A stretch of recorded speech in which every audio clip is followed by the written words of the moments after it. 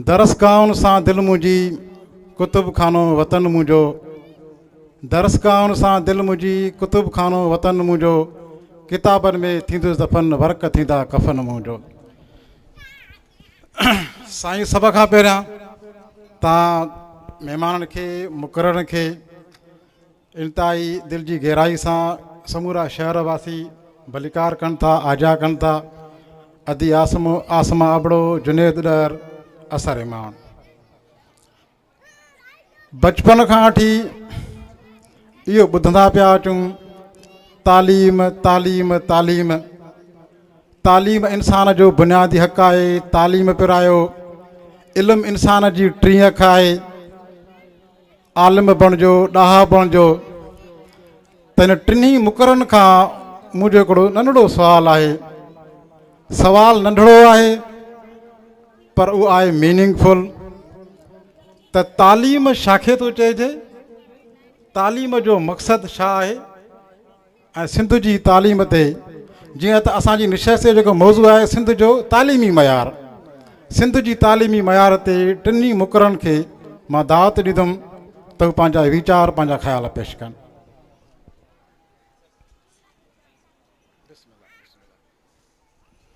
साईं असर इमाम खे गुज़ारिश आहे त सभ खां पहिरियां पंहिंजा वीचार, पंहिंजा ख़्याल हिन महफ़िल में पेश करे। सभ खां पहिरियां महिरबानी सिंध दोस्ती सथ जे साथियुनि जी जिन असांखे इज़त बख़्शी। ऐं हिकिड़ी नंढड़ी वज़ाहत इहा त हिन सेशन में घटि मां त सब्सटीट्यूट न आहियां।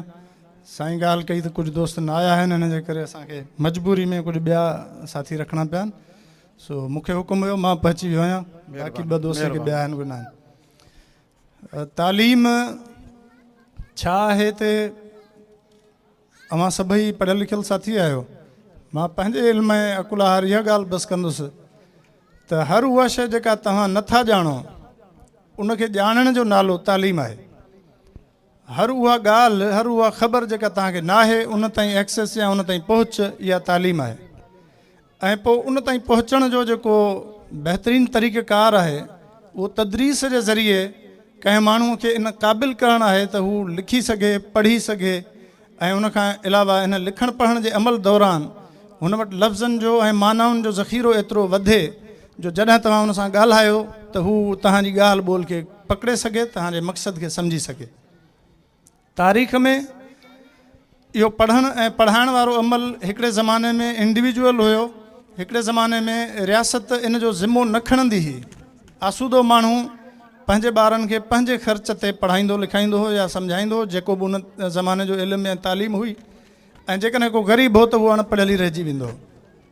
अॻिते हली जॾहिं स्टेट वधीक सोफिस्टिकेटेड थी, वधीक ॻुतियल ऐं मुंझियल थियो इहो मामिलो सॼे वहिंवार खे हलाइण जो, त पोइ रियासत ज़िमो खयों त उहा कुझु माण्हुनि खे पंहिंजे अवाम मंझां पढ़ाईंदी त जीअं उहे लिखी पढ़ी सघनि ऐं स्टेट जी मशीनरी हलाइण में उन्हनि सां कार आमद थी सघनि, उन कार वहिंवार खे हलाइण लाइ भाङे भाईवार थी सघनि। ऐं असां जंहिं ज़माने में अॼु जीऊं था उहो वरी लिबरलाइज़ेशन जो ज़मानो आहे, जंहिंमें स्टेट पंहिंजी इन पुराणी ज़िमेवारी खां भॼे थी, ट्रहे थी। उहा चए थी हाणे पढ़ाइणु असांजो ज़िमो न आहे, हर को पाण ॼाणे, या जेकॾहिं तव्हां पढ़ाइणु चाहियो था त उनजी तव्हांखे पेमेंट करणी पवंदी। इहो ई सबबु आहे त निजकारीअ जो हर पासे ज़ोर शोर नज़र अचे थो। सिंध जी तालीम ऐं उनजो मयार त असांजो बिल्कुलु मेन मौज़ू आहे, हिन जे करे उन ते हिकु दफ़ो न 2-3 भेरा असां ॻाल्हाईंदासीं। ऐं उन जा जेके आदादो शुमार आहिनि, जेके अंग अखर आहिनि, उहो मां सम्झां थो असांजो साथी जुनेद वेठो आहे, उहो मूंखां वधीक बहितर उन ते ॻाल्हाए सघंदो, इन करे मां उनखे टच नथो कयां। अंगनि अखरनि वारी ॻाल्हि खे रिपीटेशन बि जीअं न थिए, तव्हांजो क़ीमती वक़्तु आहे। पर मां इहो ज़रूरु चवंदुसि त सिंध जी तालीम दुनिया जे तालीम जे कंपेरिज़न में त काफ़ी पसमानदा आहे, पर ख़ुदि पाकिस्तान जे ॿियनि सूबनि जे मुक़ाबले में सिंध जी तालीम घणी पसमानदा आहे। अंग अखर अची वेंदा तव्हांजे आॾो इनशाला। पर हिकिड़ो मिसाल उनजो इहो आहे त पंजाब जा छोकिरा या छोकिरियूं सिंध में मैट्रिक जो इम्तिहान ॾियणु ईंदा आहिनि। इतां सम्झणु खपे त मैट्रिक पास करणु पंजाब में सहंजी न आहे, सिंध में सहंजी आहे। जेको माण्हू सूबो टपी अची हेॾे इम्तिहान ॾिए थो। या हिकिड़ो भेरो मूंखे पाण खे एक्सपीरियंस हो त मां पंजाब जे शहर तौसा शरीफ़ में वेठो हुउसि ऐं हेॾे पोइ हिते मैट्रिक जो इम्तिहान पियो हलियो, इतफ़ाक़ सां उर्दू जो पेपर हो। उर्दू मां पाण पढ़ाईंदो आहियां स्कूल में। त त दोस्तनि MCQs पेपर फ़ोन ते मूंखां उतां हल वेठे करायो त हीअ सुवाल आहिनि छा थींदो। पोइ उते जेके माण्हू वेठा उन्हनि जो ये क्या हो रहा है, मां चयो पूछ रहे हैं वहाँ इम्तिहानात चल रहे हैं तो उसके लिए सवालात। हू हैरत मां ॾिसनि पिया त तव्हां वटि एॾी छूट आहे जो उतां हू फ़ोन था कनि, तूं हितां वेही माना जेको चाहे करी। मां चयो उते एतिरी छूट आहे जो तव्हांखे तसवर बि तव्हां नथा करे सघो त असां वटि छा छा उते थींदो आहे। इन करे मयार ज़ाहिर आहे असां वटि किरियल आहे, पर ॿिए राउंड में वरी असां ॻाल्हाईंदासीं त सफ़ा सूरत हाल ख़राबु आहे, विच थरी आहे या का बहितरी जी उमेदु आहे। Thank you so much Junaid Dar साहब। सभ खां पहिरियों तव्हां नसीराबाद लिटरेचर फेस्टिवल जे जेके बि साथी आहिनि, जेके ऑर्गेनाइज़र्स आहिनि, उन्हनि समूरे सथ खे लख लख वाधायूं। ऐं उनखां वधीक आउं एप्रिशिएट कंदुसि जेके इहे असांजे साम्हूं भेनरूं वेठियूं आहिनि ऐं इहे नौजवान साथी मुख़्तलिफ़ मकतब फ़िक्र सां जेके तालुक़ु रखनि था।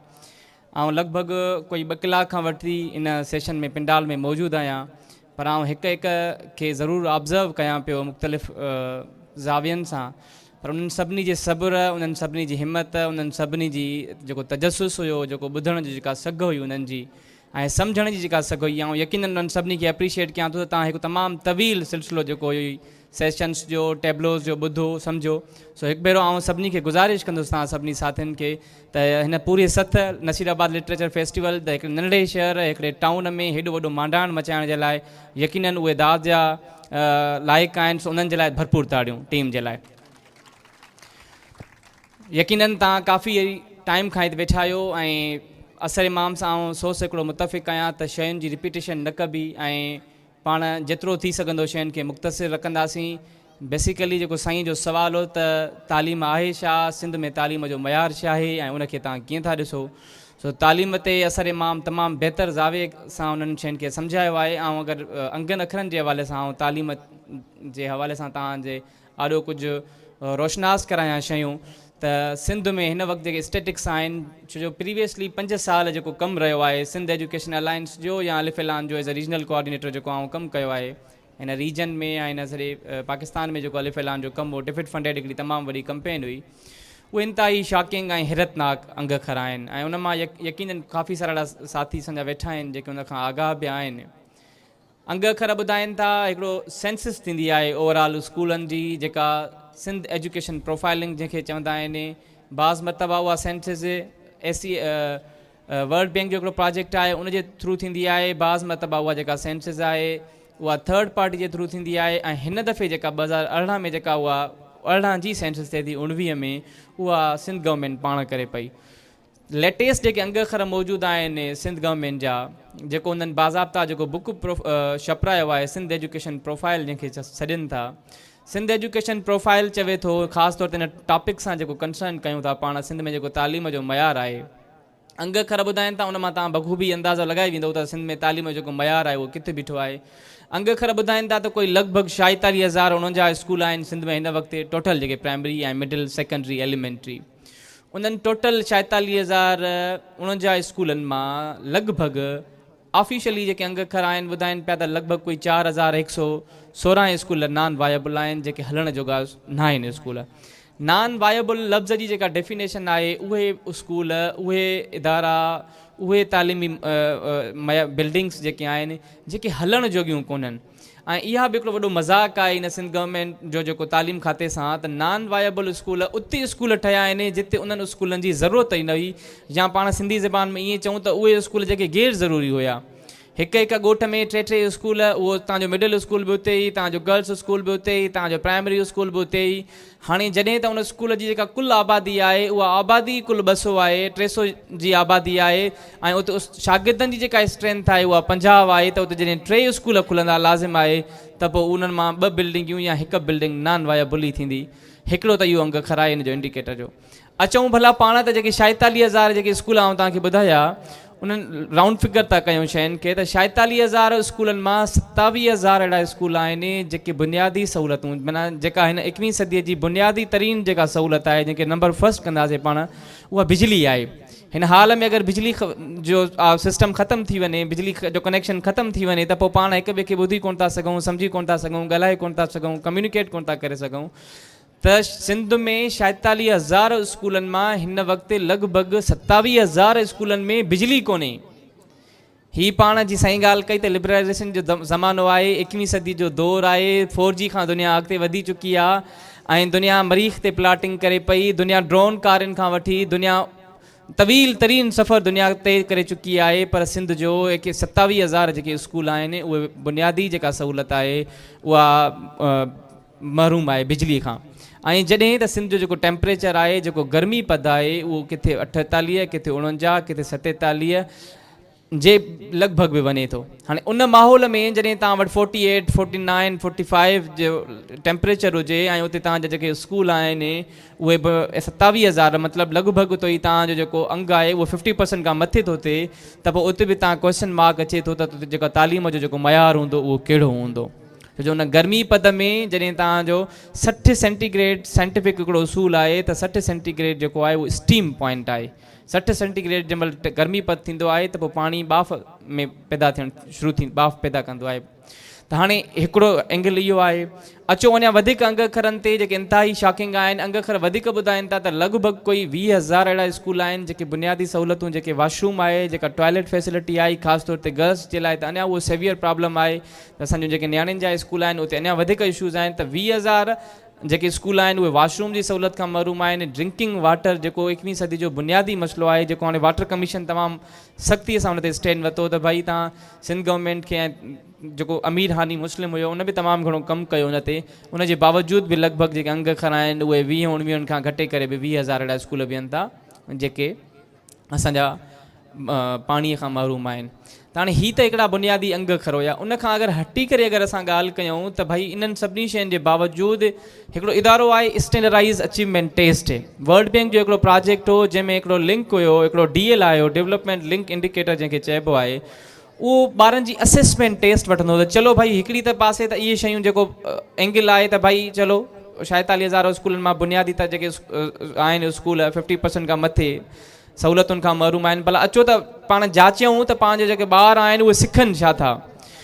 सेट जो सेट 1, सेट 2, सेट 3 ऐं सेट 4 4 टेस्टियूं साईं असर इमाम साहब त हुनखां बख़ूबी वाक़िफ़ु हूंदो त उहा जेका सेट जो जेको मयारु आहे उहा कीअं कंडक्ट थींदी आहे, कहिड़े नमूने सां थींदी आहे। ऐं उहो यकीनन उहो हर जेको हिते हिन पिंडाल में मोज़िस असांजो जेको उस्ताद साहिबान वेठा आहिनि उहे हुनखां वाक़िफ़ु हूंदा।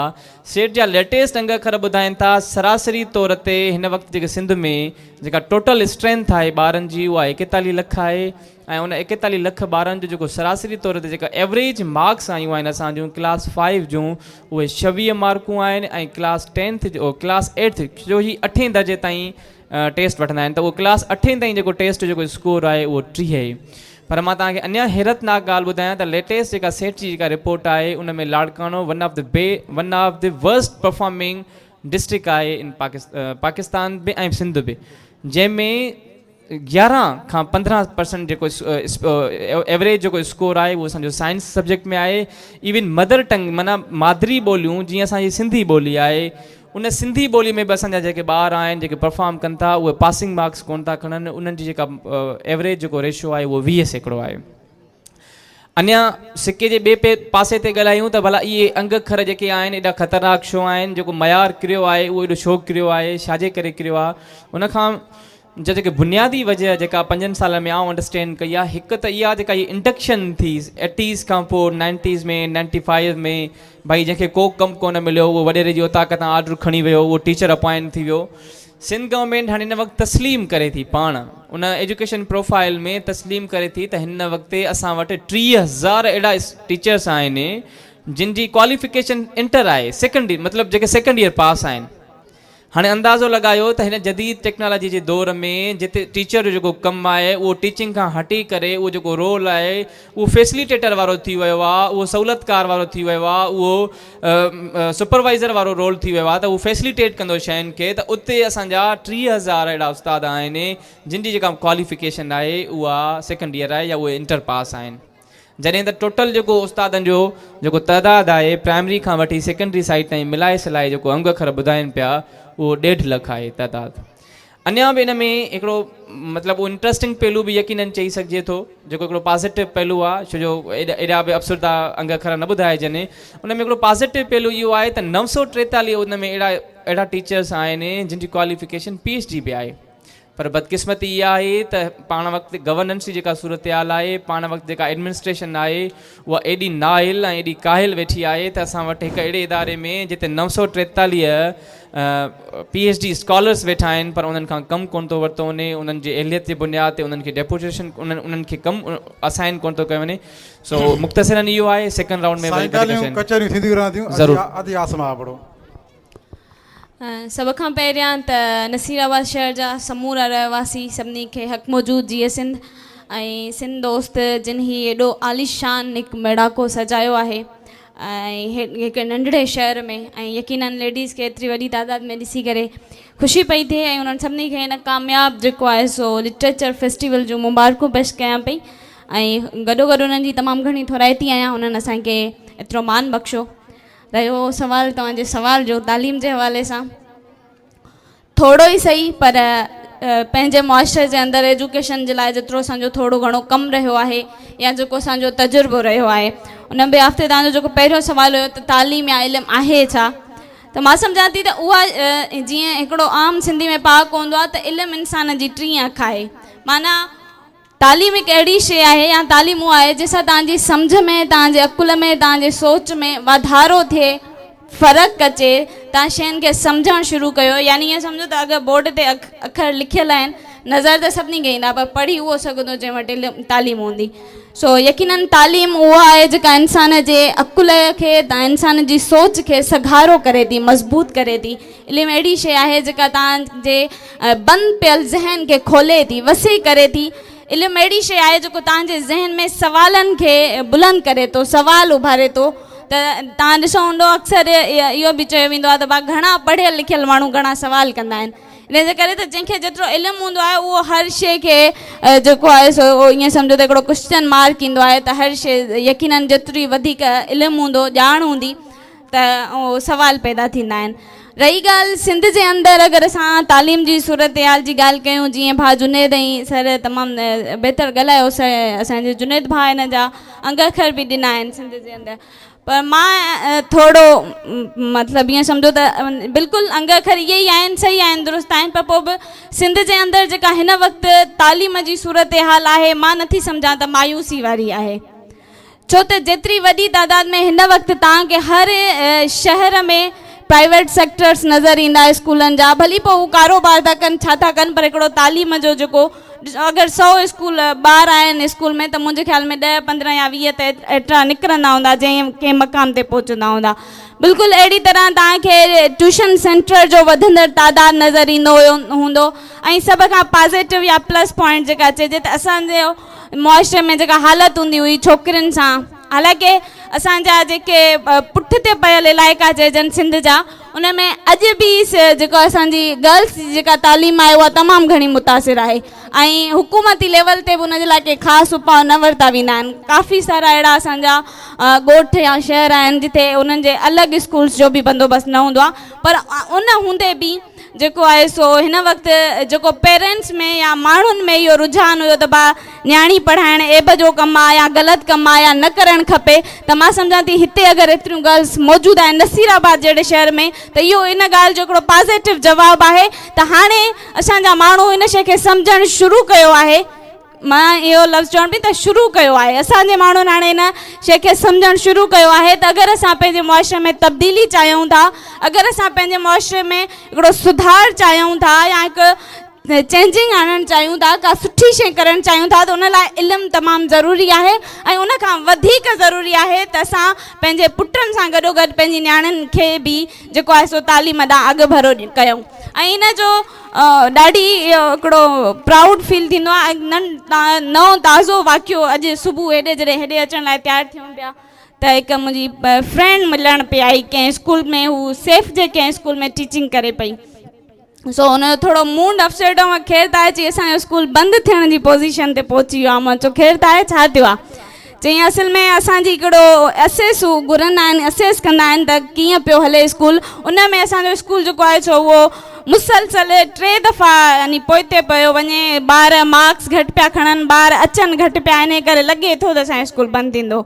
सो वरी उन ॿुधायो त माना जेके 48-49 कुझु मार्क्स असांजे स्कूल जूं अचनि थियूं ऐं उनजो वॾो रीज़न इहो आहे त असां वटि मोस्टली ॿार जेके आहिनि उहे ग़रीब तबिके सां तालुक़ु रखनि था, हारी आहिनि।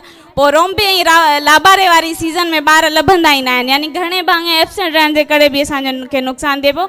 ऐं इहा बाक़ी इन ॻाल्हि जी ख़ुशी थिए पई त जेको असांजो स्कूल 48-49 मार्कूं खणी थो अचे उहो बि छोकिरियुनि जे करे खणी थो अचे। सो मोस्टली एजुकेशन जे मैदान में पोइ उहा मेडिकल जी फील्ड हुजे, टीचिंग फील्ड हुजे, हाणे त फ़खुर सां चवां पई त जॾहिं असां हिन वक़्तु लाड़काणे जी असां ॾिसंदासीं त जेतिरी तादाद में पहिरियां आया हूंदियूं त रुगो मेडिकल ॾे घणो रुझान हूंदो हुयो, पर हिन वक़्तु तव्हांखे जेको आहे सो एडवोकेसी में बि तमामु घणी तादाद में, मूंखे यादि अचे पियो जॾहिं मूं LLB कई पास आउट कयो 2013 में, त उन टाइम असांजी बैच में जेको आहे सो तक़रीबन 60% यानी 130 टोटल जेको आहे सो स्टूडेंट हुया, उन मां असां 60 छोकिरियूं हुयासीं। सो इहा बि हिकिड़ी तमामु पॉज़िटिव शइ आहे त ॿियनि फील्ड में बि असांजूं छोकिरियूं जेको आहे सो हाणे निकिरनि पियूं, अचनि पियूं एडवोकेसी जे प्लेटफॉर्म ते वकालत कनि पियूं, जजिस थियनि पियूं। या पुलिस में अगरि तव्हां ॾिसंदव त काफ़ी तादाद में छोकिरियूं आहिनि, अचनि पियूं। हाणे रिसेंटली बि 2 छोकिरियुनि जेको आहे सो CSS जो एग्ज़ाम पास करे 2 सिस्टर्स हुयूं। सो ओवरऑल अगरि असां सिंध जी तालीम जी अगरि ऐं जीअं भाउ ॻाल्हि कयो त 2 पहलू आहिनि, माना हिकिड़ो त इहो पहलू थी वियो त भई ठीकु आहे कुझु शयूं सुठियूं आहिनि, पर अगरि असां साॻी जॻह ते पंहिंजो पाण खे माना हिन वक़्तु असां पंहिंजो पाण खे अगरि पुराणे दौर सां कंपेयर पिया कयूं त पोइ माना हिकिड़ो ख़ुशी फील पिया कयूं त यार न पहिरियां खां वरी बि बहितर आहियूं, त असांजूं नियाणियूं पढ़नि पियूं, स्कूल वधिया आहिनि या हू अॻिते निकिरनि पियूं। पर अगरि साॻी जॻह ते असां पंहिंजे सिंध जी तालीम खे ॿियनि सूबनि सां कंपेयर कंदासीं, मीन्स अगरि असां पंजाब सां कंपेयर कंदासीं या ॿियनि मुल्कनि सां कंपेयर कंदासीं त यकीनन उते वरी असांखे थोरो अपसेट करण वारी या सेट करण वारी पोज़ीशन ज़रूरु आहे। त जिथे भाउ जॾहिं त ॻाल्हि कई त हाणे ॿुधूं था मरीख़ ते बि प्लाटिंग थिए थी, यानी मरीख़ ते पाणी लभी वियो आहे, धरती बि आहे, माना उते बि असां रही सघूं था। त जिथे दुनिया मरीख़ ते रहण जो ऐं चंड ते रहण जो सोचे पई, उते असांजी इहा हालत आहे एजुकेशन जे मैदान में। साइंस में त मां सम्झां थी त असां सिंध जी जेका एजुकेशन आहे उहा साइंसी मैदान में त 0 आहे।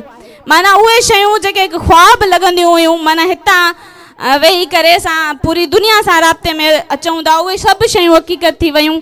पर अफ़सोस सां असां अॼु बि जेको आहे सो चंड खे ॾिसी करे पोइ तारीख़ ॿुधाईंदा आहियूं त चंड अदा माना 7 तारीख़ थी वई हूंदी। Thank U. हलो, तमामु फर्स्ट क्लास।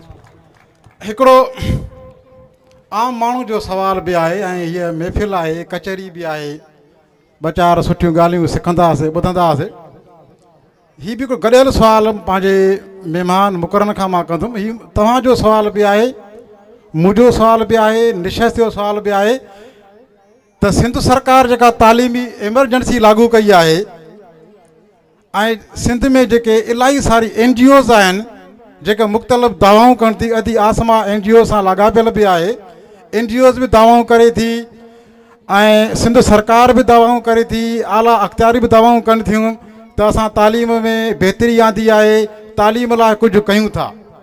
त मां महिमाननि खां इहो गॾियल तौर ते सुवालु कंदुमि, साईं तव्हां अहिड़े क़िस्म जी बहितरी महसूसु कयो था NGOs जी या सिंध सरकार जी तालीमी एमरजेंसी जे हवाले सां? गॾियल क़िस्म जो सुवालु आहे। चलो हिते दुरुस्तगी कंदा हलूं। आसमा मूंखे लाइटली चयो त आउं हिन वक़्तु NGO सेक्टर सां कोन आहियां सलाह ॾियल, माज़ीअ में यकीनन आसमा रही आहे, सो ज़िम्मेवारी आउं थो सम्झां त हिन जो जवाबु ॾियां। ज़बरदस्त। सो बुनियादी तरह जेका तव्हां ॻाल्हि कई त सिंध गवर्नमेंट जेका तालीमी एमरजेंसी डिक्लेयर कई आहे, सो आउं उनजी वज़ाहत कंदो लहां त इहा टेक्निकली का बि तालीमी एमरजेंसी कोन्हे, जस्ट अ स्लोगन खां सवाइ। इहो सिर्फ़ु हिकिड़ो नारो हुयो त तालीमी एमरजेंसी असां डिक्लेयर कयूं था। न त थियणु ईअं खपंदो आहे त जॾहिं बि तालीमी एमरजेंसियूं डिक्लेयर थींदियूं आहिनि या एमरजेंसियूं किन बि खातनि में डिक्लेयर थींदियूं आहिनि त उते 4-5 शयूं इम्प्लीमेंट थींदियूं आहिनि। हिकिड़ो इहो आहे त उते सभ खां पहिरियों त जॾहिं तव्हां तालीमी एमरजेंसी डिक्लेयर कंदव त उहो क़ानूनी लीगली उन्हनि खे हिकिड़ो प्रोसीजर हूंदो आहे, उहो फॉलो करिणो पवंदो आहे। उन में जेके यूनियन राइट्स हूंदा आहिनि या यूनियन जी जेका मौजूदगी हूंदी आहे, सभ खां पहिरियों त उहा बि सरेंडर थी वेंदी आहे उन एमरजेंसीअ में। सो हिन वक़्तु तव्हां ॾिसंदा वतनव त जेके बि असां वटि जेके तालीमी यूनियन्स आहिनि मुख़्तलिफ़ प्लेटफॉर्म्स ते कमु कनि पियूं, उन्हनि खे को असरु कोन पियो आहे। उन खां अलावा लाज़मी सर्विस में जो हले वेंदो आहे उहो इदारो। सपोज़ अगरि तालीमी इमरजेंसी डिक्लेयर थी वई त जेके एम्प्लॉइज़ आहिनि उहे लाज़मी सर्विस में इंक्लूड थी वेंदा ऐं उन्हनि जा खोड़ सारा राइट सरेंडर थी वेंदा आहिनि। सो आउं इहा वज़ाहत कंदो हलां त अहिड़ी कंहिं बि क़िस्म जी जेका तालीमी इमरजेंसी आहे उहा लीगली या कंहिं बि हवाले सां उहा चैलेंजेबल कोन्हे। इहो सिर्फ़ु हिकिड़ो नारो ई हुयो या इहा आयवाश आहे हिकिड़े क़िस्म जी त भई असां तालीमी इमरजेंसी डिक्लेयर कई आहे। बाक़ी जेको तव्हांजो सुवाल जो जेको ॿियो पासो हुयो त तव्हांखे बहितरी नज़र अचे थी, ऐं वेरी ऑनेस्टली ऐं तव्हां सां बिल्कुलु कोशिशि कबी त तव्हां सां फेयर ॻाल्हाइजे, सिधो ॻाल्हाइजे, खरो ॻाल्हाइजे। कंहिं बि क़िस्म जी इम्प्रूवमेंट ते ॾाढी ज़बरदस्त आसमा ॻाल्हि कई जेका मूंखे कैश थी ऐं जेका जंहिं ते पाण कमु बि कयूं पिया, सिंध एजुकेशन अलायंस कमु करे पई त पाण बहितरी कहिड़े पासे खां ॾिसूं पिया। हिकु त इहा एस्थेटिक्स आहे जेका तव्हां वटि बिल्डिंग्स जो जेको तइदादु आहे तव्हांखे उहो ॿुधायोसीं, उहो उते बेसिक जेके फैसिलिटीज़ आहिनि उन्हनि जा बि अंग अखर तव्हांखे ॿुधायासीं, लर्निंग आउटकम्स जा तव्हांखे अंग अखर ॿुधायासीं त जेके ॿार सिखनि था उन्हनि जो मयार छा आहे। हिकिड़ो पासो इहो आहे। सिके जो ॿियो पासो इहो आहे त भई जेके ॿार चयो भला पढ़नि था उहे पढ़नि छा था, इहो बि हिकिड़ो सुवालु आहे। मतिलबु त असांजा जेके ॿार आहिनि उहे सिर्फ़ु आर्ट ह्यूमनिटेरियन कॉमर्स, जॾहिं त दुनिया जेका बि तरक़ी कई आहे हिन धरतीअ ते जेके बि आसाइशूं आहिनि हिन धरतीअ जो जेको तरक़ी जो राज़ आहे उहो रिलाए करे थो साइंस ते। त पाण केतिरा साइंसदान पैदा कया आहिनि, पाण वटि केतिरा साइंटिस्ट आहिनि। तव्हांखे आउं हैरतनाक ॻाल्हि ॿुधायां त हिन वक़्तु ऐं उन अचण खां अॻु जेका तयारी कयां पियो हिन सेशन जे लाइ त मां वरी बि उन प्रोफाइल खे रिव्यू कयो त मां चयो मे बि आउं ग़लति को अंग अखर न कोट करे विझां। सिंध जा अंग अखर ॿुधाइनि था त सब्जेक्ट जेके स्पेशलिस्ट आहिनि, जेके बायो जा, केमिस्ट्री जा, ज़ूलॉजी जा जेके सब्जेक्ट स्पेशलिस्ट आहिनि उहे 743 खां मथे कोन्हनि सॼी सिंध में। भैया हीउ वॾो हिन खां वधीक कलूर ॿियो कहिड़ो थी सघे थो त जेके जंहिंजे बुनियाद ते क़ौमूं तरक़ियूं कनि थियूं, जंहिंजे बुनियाद ते क़ौमुनि जे तरक़ियुनि जा ममार आहिनि, असां वटि कुल जेके सब्जेक्ट स्पेशलिस्ट आहिनि सॼी सिंध में आउट ऑफ 150 1.5 लख उस्तादनि मां 743 ॿार आहिनि। त उनजो साम्हूं आहे तव्हांजे मिसाल त असांजो ॿारु कहिड़ियुनि बुनियादनि ते अॻिते वधंदो। थिए ईअं पियो त असांजा जेके ॿार आहिनि जेके अॻिते ग्रेजुएशन कनि पिया, जेके यूनिवर्सिटीज़ में वञनि पिया, उन्हनि खे वीचारनि खे CVs लिखणु कोन पियूं अचनि, उन्हनि वीचारनि खे जॉब इंटरव्यू जी प्रिपरेशन कोन करणु पई अचे, उनखे जेका जॉब मार्केट आहे उन जॉब मार्केट जी ख़बर कोन्हे, उन जॉब मार्केट में पाण खे सेल कीअं करिणो आहे उहा का ख़बर कोन्हे। सो इहे बुनियादी शयूं आहिनि साईं। ऐं अञा बि हुन में हिकिड़ो आउं एडिशन कंदुसि त साइंस लैब्स जेके तमामु वॾो किरदारु अदा कंदियूं आहिनि ॿारनि जी जेका तख़लीक़ी सलाहियत आहे, जेका उन्हनि में सघ आहे, उन्हनि खे प्रमोट करण जे हवाले सां हिन वक़्तु सिंध गवर्नमेंट जे अंग अखरनि मुताबिक़ सिर्फ़ु 1400 साइंस लैब्स आहिनि। पर मां दावे सां थो चवां त मां सवाइ कराची जे कुझु इदारनि जे हायर सेकेंडरी स्कूल्स जे तव्हांखे सिंध जे कंहिं बि हायर सेकेंडरी स्कूल इवन तव्हां कॉलेजिस में बि वञो उते 20 सालनि खां उहे साइंस लैब बंदि पियूं आहिनि, उन्हनि खे ज़ंग लॻी वियो आहे। उते जेके लिटमस पेपर पिया आहिनि, उते जेके माइक्रोस्कोप्स पियूं आहिनि, उते जेके इंस्ट्रूमेंट आहिनि उन्हनि खे को हथु लाहिण जी ज़रूरत कोन थो करे। सो सर इहो बुनियादी जेको आहे सर बिल्कुलु इन जो जवाबु त हिकु ई लाइन में आहे त तालीमी एमरजेंसी सिर्फ़ु असांखे ईअं सम्झो त जीअं हमेशह वांगुरु सियासतदान असांखे बेवकूफ़ कंदा ई ईंदा आहिनि त उन्हनि बि जॾहिं ॾिठो त बा सिंध में घणी हाणे माण्हू समझदार थी विया आहिनि, उन्हनि खे स्कूल बि खुलियल खपनि था, उन्हनि खे तालीम जी बहितरी बि खपे थी। तव्हां ॾिठो हूंदो त विच ते सोशल मीडिया ते इहे शयूं बि घणियूं आयूं त काफ़ी स्कूलनि में इहो हुयो त काफ़ी ॻोठनि जूं छोकिरियूं मेल या पंहिंजी मदद पाण तौरु पंहिंजे ॻोठनि में पंहिंजे पाड़नि में स्कूल हलाइनि पियूं, पढ़ाइनि पियूं। सो इन्हनि शयुनि खे नज़र में रखंदे त किथे वाक़ई माण्हू घणा समझदार थी विया आहिनि त पोइ वरी उन्हनि खे ते हथु रखण लाइ या उन्हनि खे ख़ुशि करण लाइ जस्ट इहो चयो वियो त तालीमी एमरजेंसी। बाक़ी बिल्कुलु जीअं भाउ जुनेद ब्रीफ करे वियो त हिन वक़्तु अहिड़ी सिचुएशन नज़र कोन पई अचे त वाक़ई में ई का तालीमी एमरजेंसी आहे। सो मूंखे नथो लॻे त काई तालीमी एमरजेंसी आहे, जस्ट असांखे ईअं सम्झो त चरियो करण लाइ चयो वियो आहे त एमरजेंसी आहे। ऐं उल्टो हिन जो जेको नुक़सानु पए थो बायोमेट्रिक जो या हिन जो, सो उहो चवंदा आहिनि न त जेके ग़लति कमु करण वारा माण्हू हूंदा आहिनि या शातिर हूंदा आहिनि सो उहो कहिड़े न कहिड़े तरीक़े सां पंहिंजो कमु कढी वेंदा आहिनि। अहिड़ी तरह जेके स्कूल्स कोन था अचनि उस्ताद या कमु नथा कनि उनखे बायोमेट्रिक सां कोई फ़र्क़ु न पियो आहे, हू जीअं पहिरियां हुया हाणे बि हुया आहिनि। उल्टो नुक़सानु उन्हनि उस्तादनि खे पियो आहे जेके वीचारा ड्यूटी बि कंदा अचनि बि था, पोइ कंहिं मजबूरी तहत बि अगरि हू न वञी सघिया त उन्हनि जूं पघारूं बंदि थी थियूं वञनि ऐं तमामु वॾा मसइला थी था वञनि, या काफ़ी त अहिड़ा मसइला बि थिया आहिनि त उस्तादनि खे ख़बर ई न हूंदी आहे त उहे जॉब हिकिड़ी जॻह ते कंदा आहिनि पर उन्हनि जी जेका ऑर्डर हूंदो आहे उहो वरी कंहिं ॿिए स्कूल जो हूंदो आहे। सो मां सम्झां थी त उल्टो हिन एमरजेंसी सां नुक़सानु ई पियो आहे, फ़ाइदो त कोन पियो आहे। सही, बिल्कुलु सही ॻाल्हि आहे। साईं इशारा बि मिलनि था, वक़्त जी नज़ाकत खे बि ॾिसणो आहे, पर जीअं त मौक़े गनीमत आहे ॿ चारि ॻाल्हियूं सिखी छॾिजनि त बहितर आहे। साईं असर इमाम मार्क्स जी फ़िक्र जो पोइलॻ आहे। साईं असर इमाम मार्क्स जी फ़िक्र खे तरक़ी ऐं ख़ुशहाली जो ज़रियो सम्झे थो। साईं खां मां सुवालु कंदुमि त साईं असां वटि जेको तबक़ाती फ़र्क़ु आहे, जेका तबक़ाती तालीम आहे, अमीर जी तालीम हिकिड़ी आहे, ग़रीब जी तालीम हिकिड़ी आहे, अमीर जो दरसगाह हिकिड़ो आहे, ग़रीब जो दरसगाह हिकिड़ो आहे, छा अहिड़ी क़िस्म जो निज़ाम, अहिड़े क़िस्म जो तालीमी सिरिश्तो मुस्तक़बिल में उनजो ख़ात्मो थी सघे थो? महिरबानी, हिकिड़ी ॻाल्हि मां पोएं टॉपिक सां रिलेट कंदुसि। तालीमी एमरजेंसी जहिड़ी बि आहे नाले मात्र, उन सां हिकिड़ो इहो फ़र्क़ु थियो आहे त उस्तादनि जी या ॿिए अमले जी अटेंडेंस बहितर थी आहे माज़ी जे मुक़ाबले में। बायोमेट्रिक सिस्टम या जजिस था अचनि या मुख़्तलिफ़ शयुनि जे करे इहो अलॻि मामिलो आहे त उहो उस्ताद जॾहिं अचे थो स्कूल या कॉलेज में त पढ़ाए बि थो या अची वेही वरी हलियो थो वञे। पढ़ाए थो त छा थो पढ़ाए, छा अचेसि थो छा नथो अचेसि, इहो बि जुदा अञा सुवालु आहे। पर अचण वञण वारो सिलसिलो शुरू थियो आहे। जेके दुबई सऊदी वेठा उन्हनि खे वापसि अचिणो पियो, जेके फ़ौत थी विया हलंदी ई पई ID उहे बंदि थी विया, इहे शयूं थियूं आहिनि। तबक़ाती तालीमी सरिश्ते खे मां ईअं थो ॾिसां त इहो वॾो हिकिड़ो अज़ाब आहे, इहो वॾो हिकिड़ो बुनियादी सबबु आहे तालीमी तौर ते असांजे मुआशिरे जे अॻिते न वधी सघण जो। मां हिन खे क़तई तौर ते ईअं नथो ॾिसां त ट्यूशन सेंटर हलनि था या प्राइवेट स्कूल्स या कॉलेजिस हलनि था त इहो को भलो कमु पियो थो थिए। मां सम्झां थो इहो हुन लिबरलाइज़ेशन वारी पॉलिसी तहत ई थिए थो पियो ऐं NGOs खे या पब्लिक प्राइवेट पार्टनरशिप में वठणु कुझु शयुनि खे, इहे हिकिड़ा सुहाना ख़्वाब आहिनि, हिकिड़ा सुठा डायलॉग्स आहिनि, हिकिड़ा तरीक़ा आहिनि। छाकाणि त डायरेक्ट निजकारी कयो त उनजी अपोज़िशन थी थिए। इन करे बहितर इहो आहे, जीअं तव्हां ॾिसो था हाणे NGO न सिविल सोसाइटी जो उन जी जाइ ते टर्म इस्तेमालु थो थिए ऐं पोइ उनखां अञा अॻिते वधंदासीं असां त बाबा आवाम पंहिंजो पाण थो शयुनि खे ॾिसे। त इन करे जेकॾहिं ॿिनि स्टैंडर्ड सां तालीमी सरिश्ता हलंदा या चइनि सां जी असांजी सोसाइटी में हलनि था, मिसाल तौरु दीनी मदरसा बि हलनि था, उहे अलॻि पंहिंजे नमूने सां हिकिड़ी तालीम ॾियनि था पिया, उहे बि सोसाइटी में प्रोड्यूस कनि था पिया माण्हू जेके पढ़ी उतां लिखी अचनि। वरी पोइ सरकारी तालीमी इदारा, वरी निजी तालीमी इदारनि में अलॻि अलॻि कैटेगरीज़ थियनि थियूं त इहे ॿार क़तई तौर ते सेम अपॉर्चुनिटीज़ अवेल नथा कनि।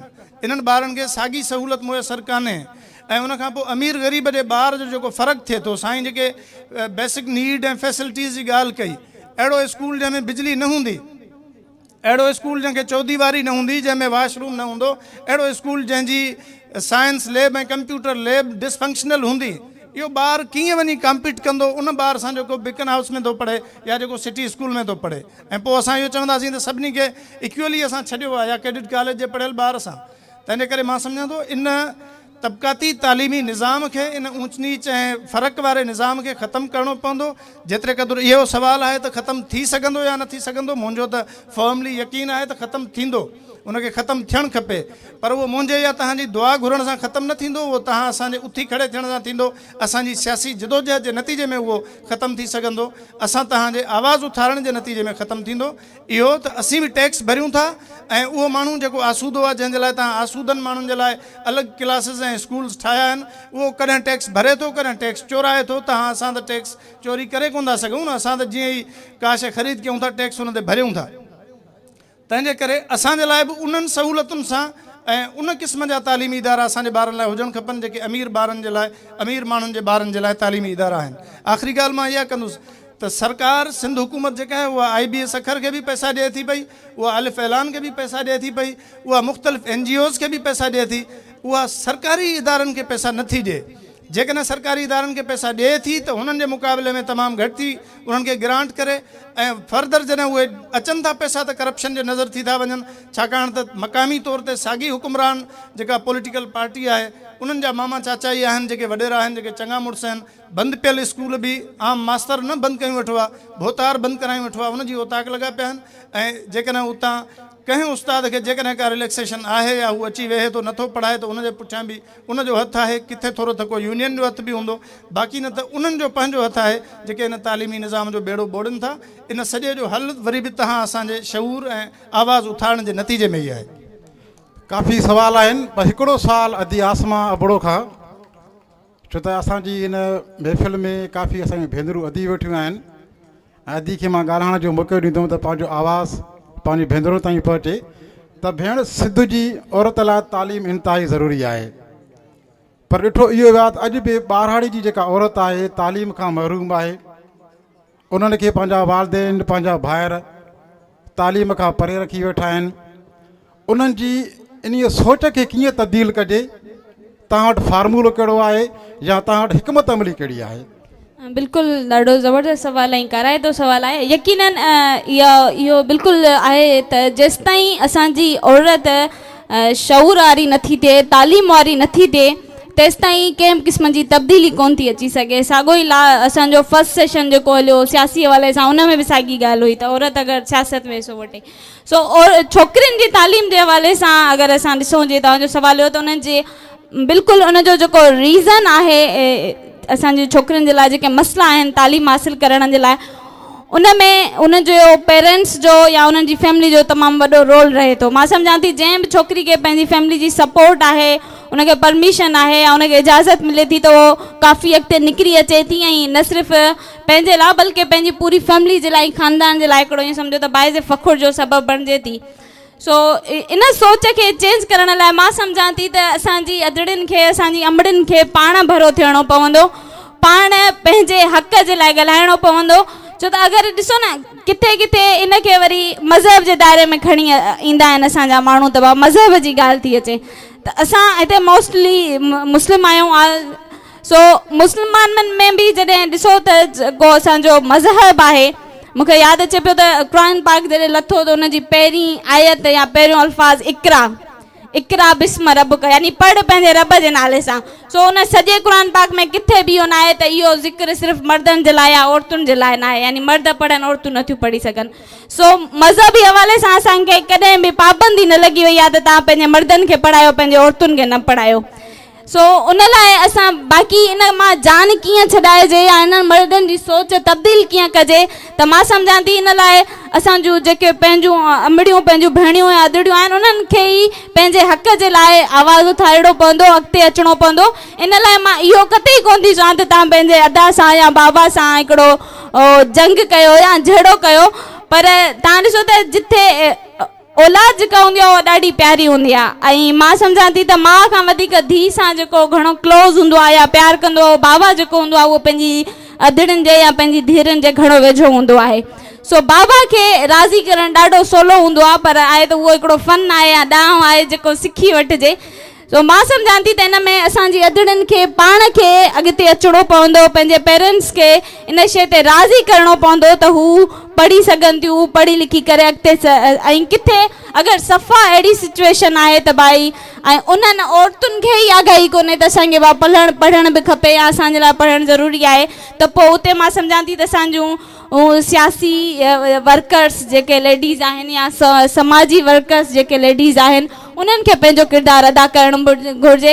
हिकिड़ा नंढड़ा यूनिट जोड़णु खपनि जेके ॻोठनि में वञी करे, पाड़नि में वञी करे इल्म जी अहमियत ते रोशनी विझनि ऐं उन्हनि जे पेरेंट्स खे जेको आहे सो कन्विंस करण जी कोशिशि कनि। तमामु सुठो, तमामु